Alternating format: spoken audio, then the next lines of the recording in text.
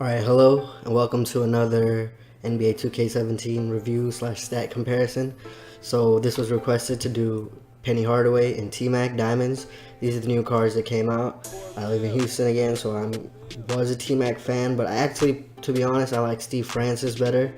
But we traded him to the Magic for Tracy McGrady. But you know, I did like T-Mac. I don't hate T-Mac. But anyways, irrelevant. We're going to compare Diamond, Penny Hardaway, Diamond, T-Mac, their stats, my thoughts, and some alternatives that I have for those two cards. Anyways, inside scoring. Shot, close, driving layup, standing layup, it goes to Penny. But with a point guard, are you going to... I mean, I don't know, it depends. Standing, you rarely do standing layups with point guards, but it's because he's 6'7", that his standing layup is so high and his shot close is a 97. Kind of an irrelevant stat, but if that's what you're going for. Driving layup, this is what's important for a point guard. 95, 93, not bad, solid either way. Melo with the 78, it's alright, Melo. And James Harden with the 98.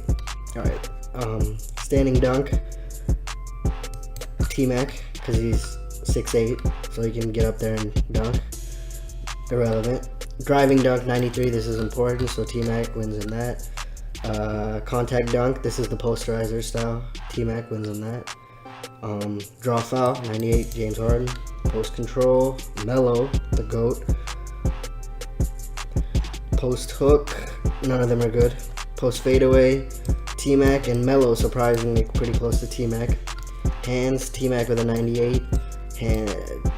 Penny Hardaway with a 95. So as of right now, in my opinion, unless you like to play the post with your point guard, so far it's T-Mac. Now it's good in the playmaking. Obviously Penny's gonna win those because he was a point guard, or as much of a point guard compared to T-Mac.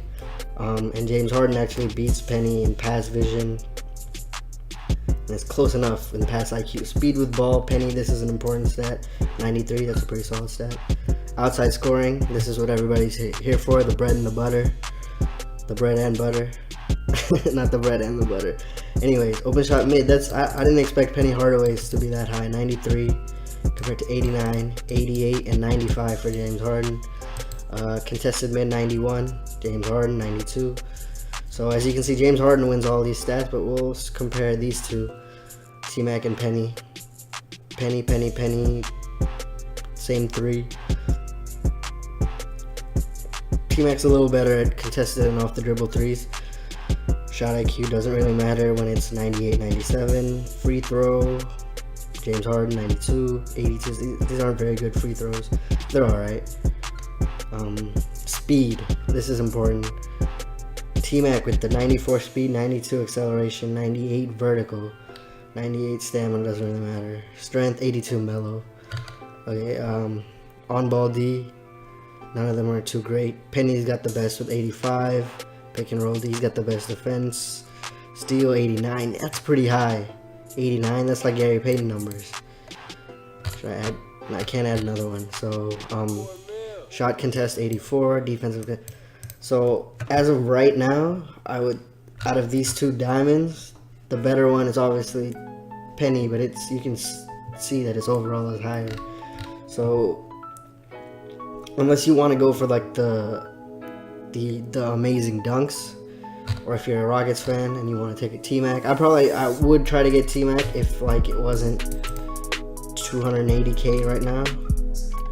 You know, if it went down to like 80k or something and I had 80k, I would probably try and get it, especially because his speed is much faster. I like to play actually speed with ball for Penny faster. Yeah. So, yeah, these are both pretty solid cards. One thing to remember is they can't really shoot threes. 84 isn't very high for, you know, a diamond card.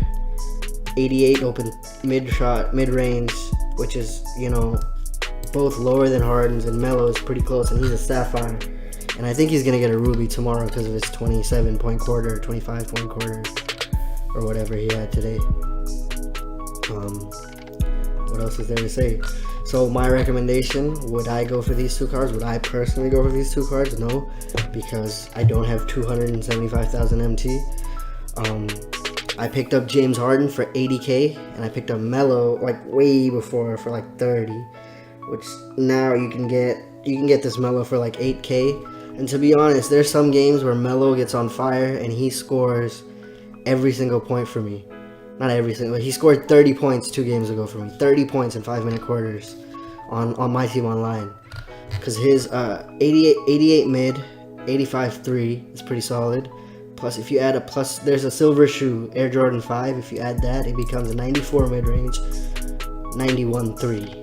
And that's automatic if you get the release. Because the release for this year's Melo is actually a bit earlier. Like last year's, the year before's Melo's release was a bit slower. Now they kind of sped it up, so you have to stop it a bit earlier.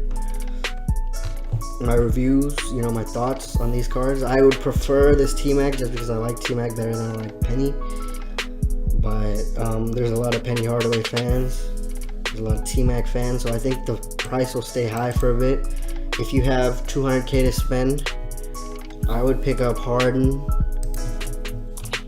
LeBron, that's 150. Look how much. Look, LeBron is pretty close. 3750 total of attribute points, 3792 for T-Mac. For 40 attribute points, you're gonna give up 400,000 more MC. So for the price of one of these, you could pick up James Harden, LeBron, let's say a center, Dwight. That's a good budget center. You could pick up Dwight, that's 180. You could pick up Melo for 8, Draymond for another 8, 196. And let's just be not stingy and give it, let's say 220. You definitely won't get this card for 220, but you can get, for another 30k, you can get Ruby Clay. You can build a squad off the price that it would take for you to get these 2 players. And as of right now, those 5 players I listed, 6 players, I would hold more valuable than these 2, but that's just my opinion. Thank you for watching. If you enjoyed this video, please leave a like, a subscription, and thank you for watching this video on my channel.